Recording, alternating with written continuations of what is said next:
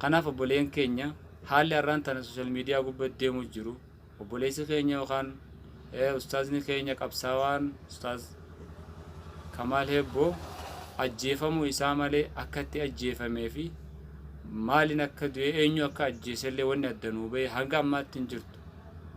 Kanaaf dhaloonni muslima tahee lammii Oromoo tahee akka Oromootti illee osoo ta'u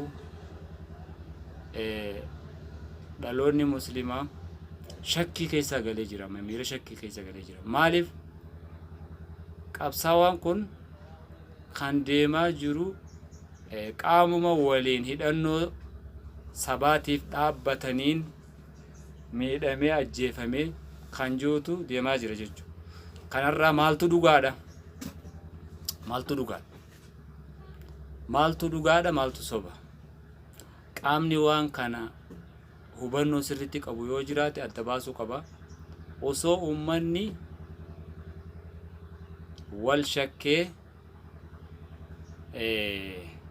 kan silaa sabaaf qabsaa'u, kan silaa sabaaf dhukkubsata ji'ee yaadu hedduu jira.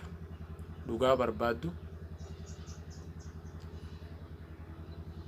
Har'a qaamni sun nama kana qabsaawaa isaanii kana qaama isaanii kana miidhaa akkanaa tana irratti geggeessi jechuun hedduu waan nama burjaajeessaati. Shakkii guddoo waan keessa nama galchaa waan ta'eef diinaa fi fira adda beekuun barbaachisaadha.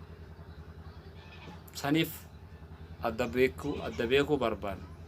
Eenyu diina keenya, eenyu fira keenya. Namoonni waan kanarratti hubannoo gahaa qabdan akka adda nuu baaftan asumaan yaada asumaan isin gaafanna. Galatooma.